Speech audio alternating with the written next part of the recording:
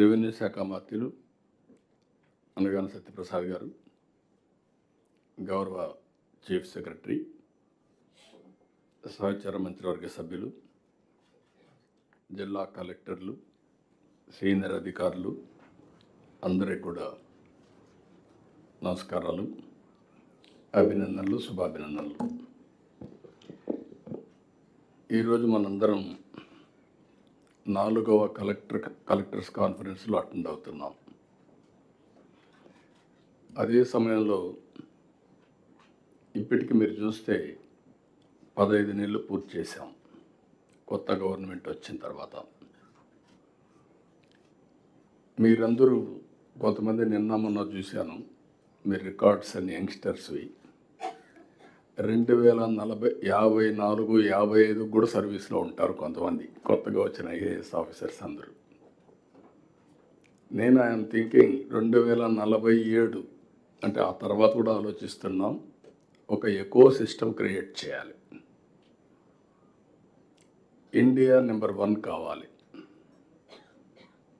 ప్రధానమంత్రి నరేంద్ర మోడీ గారు వచ్చిన తర్వాత 11వ ఆర్థిక వ్యవస్థ 4వ అతిపెద్ద ఆర్థిక వ్యవస్థగా తయారైంది. ఒకప్పుడు అమెరికా అంటే భూతం కింద చూసేవాళ్ళం, పెద్ద బ్రదర్ అని. ఇప్పుడు అమెరికా కూడా మనతోనే సమానంగా చూస్తున్నాం. ఇచ్చిపుచ్చుకునే ధోరణికి వచ్చాం.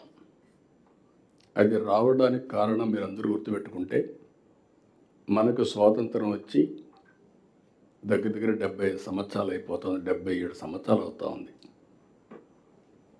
ఇంకొక 22 మైక్ కరెక్ట్గా చూసుకో, ఇంకొక 22 సంవత్సరాల్లో 100 సంవత్సరాలు మనం పూర్తి చేసుకుంటున్నాం.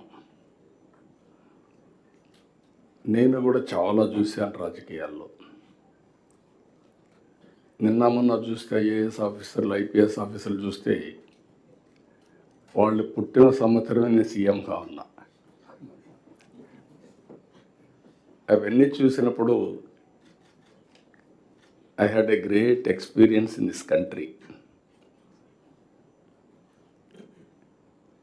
రాయలసీమ రాళ్లసీమగా మారిపోతుంది, ఎడారిగా మారిపోతుంది, ఎవరు కాపాడలేరు అన్న రోజులు కూడా. అయితే ఈరోజు జరిగే పరిణామాలు చూసిన తర్వాత ఒక నిర్దిష్టమైన ఆలోచనతో మనం ముందుకు పోతే ఏదైనా సాధిస్తామనేది నా ప్రగాఢమైన విశ్వాసం. ఈ దేశంలో ఎవ్వరూ ఆలోచించినప్పుడు విజన్ 2020 తయారు చేశాం. దానికంటే ముందు మీరు ఒక్కసారి గుర్తుపెట్టుకోవాల్సింది, 1991 కంటే ముందు రిఫార్మ్స్ రాలేదు. రిఫార్మ్స్ రాకంటే ముందు మీరు చూస్తే ఆర్థిక వ్యవస్థ 2%, 3%, మ్యాక్సిమం 3.5%. అది ప్రపంచమంతా మనల్ని ఎగతాళి చేసేవాళ్ళు. ఇది హిందూ గ్రోత్ రేట్ అని. ఒకప్పుడు ఏషియన్ టైగర్స్ అని ఒక 6-7 దేశాలు, సౌత్ కొరియా, ఇవన్నీ బ్రహ్మాండంగా చేస్తే నేను మన ఎమ్మెల్యేస్ అందరిని ఆ దేశాలకు పంపించాను, ప్రభుత్వ డబ్బులు ఖర్చు పెట్టి. చూసి ఒక పబ్లిక్ పాలసీలో వాళ్ళు ఏం చేయగలుగుతున్నారు, మనం ఎట్ట చేయాలని చెప్పి పంపించాను. నా దగ్గరకు వచ్చి అపోజిషన్ పార్టీస్ అన్నీ మీరు కరెక్ట్ సార్ అని నన్ను పొగిడారు. అసెంబ్లీ పోతే వ్యతిరేకించారు. వాళ్ళు చెప్పింది నేను వినుంటే నేను ఏ పని చేసేవాడిని కాదు. ఇన్ మై ఎక్స్పీరియన్స్ నేను సెల్ ఫోన్లో మాట్లాడితే ఎగతాళి చేశారు, టెక్నాలజీ మాట్లాడితే అవహేళన చేశారు, రిఫార్మ్స్ కావాలి అని మాట్లాడితే చాలామంది వద్దన్నారు, ఓపెన్గా అపోజ్ చేశారు. ఈరోజు అలాంటి రాజకీయ పార్టీలు మనుగడ లేకుండా పోయే పరిస్థితి వచ్చింది. ఇవన్నీ గత చరిత్ర. ఇప్పుడు వచ్చినప్పుడు మీ అందరూ గుర్తుపెట్టుకోవాల్సింది, ఈ ప్రభుత్వం వస్తానే ఒక నిర్దిష్టమైన విధానం, government of India Viksit Bharat 2047 తయారు చేశారు. మనం వచ్చిన తర్వాత స్వర్ణాంధ్రప్రదేశ్ 2047 తయారు చేశాం. ఇది మనందరికి ఒక బైబిల్ కావాలి, ఒక భగవద్గీత కావాలి, ఒక ఖురాన్ కావాలి. మీరు ఎవరైనా సరే ఇది చేసేటప్పుడు ఇది అవన్నీ కూడా మానసిక ఆనందం, ఒక మనకు తృప్తినిచ్చేదైతే ఇది జరిగితే భారతదేశాన్ని ఎవ్వరూ ఆపలేరు. ప్రపంచంలో నెంబర్ 1గా తయారవుతుంది. అందులో తెలుగు రాష్ట్రం మనం అగ్రస్థానంలో ఉండాలని నా ఆలోచన. మైక్ ఎందుకు కట్ అవుతుంది? నాకు గొంతునే ఉంది మైక్. అయితే ఇక్కడ మీరు చూసినప్పుడు ఇప్పుడు కలెక్టర్స్ అందరూ వచ్చారు.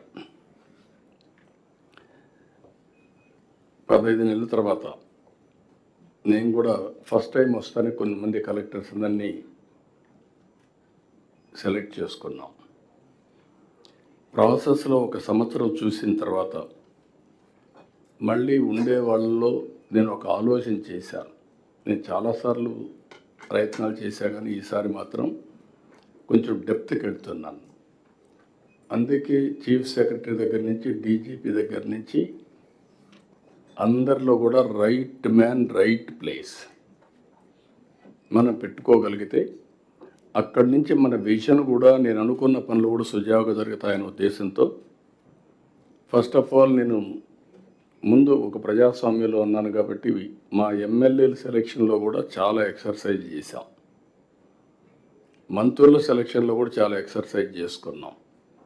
సామాజిక న్యాయాన్ని పరిగణిస్తూనే సమతుల్యంతో సమర్థత కూడా పెద్దపీటేసి ముందుకు పోతున్నాం.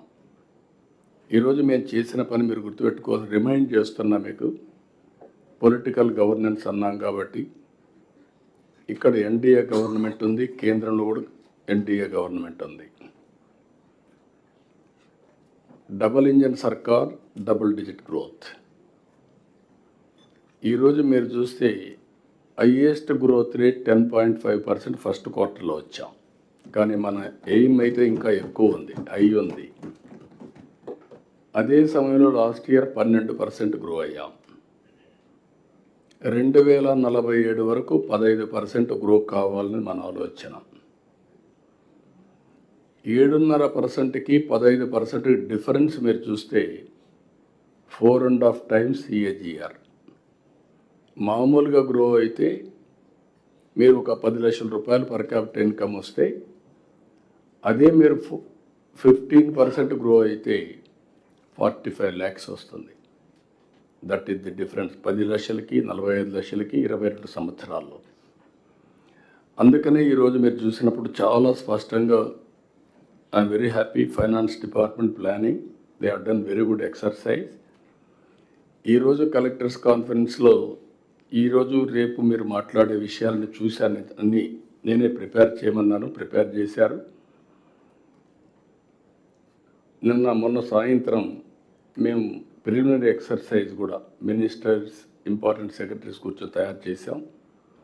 ఎవ్రీ మినిట్ మీనింగ్ఫుల్గా ఉండాలి, కలెక్టర్స్కి స్పేస్ ఉండాలి, మీరు అడగడానికి, అవగాహన చేసుకోవడానికి. అదే మరి విజన్ కూడా ప్రాపర్గా మీకు కమ్యూనికేట్ చేయాలని ఎక్సర్సైజ్ కూడా చేసి కలెక్టర్స్ కాన్ఫరెన్స్కి వచ్చాం. ఎవ్రీ ఇయర్ ఎకనామిక్ ఇండికేటర్స్లో GSDP state level, GDDP district level, అది ఎక్స్ప్లెయిన్ చేస్తారు. దీంతో పర్ క్యాపిటల్ ఇన్కమ్ కూడా ఎక్కడికక్కడ లాస్ట్ వరకు వెళ్తున్నాం. ఇప్పుడు ఉదాహరణకు 23-24 14,22,000 కోట్ల రూపాయలు GSDP. దాంట్లో 2,66,000 GDP. 24-25లో 15,93,000 GSDP, 12% గ్రోత్ రేట్, 2,98,058 రూపాయలు per capital. Year target 18,65,704 GSDP, 17% growth rate. అందులో 3,47,871 పర్ క్యాపిటల్. అంటే మనం ఫస్ట్ క్వార్టర్లో ఉన్నాం. ఎందుకు ఫస్ట్ క్వార్టర్ నుంచి ఇవన్నీ ఇదే విధంగా మనం వెళ్తే 28/29కి 29,29,000 కోట్ల రూపాయలు జిఎస్టిపి రావాలి.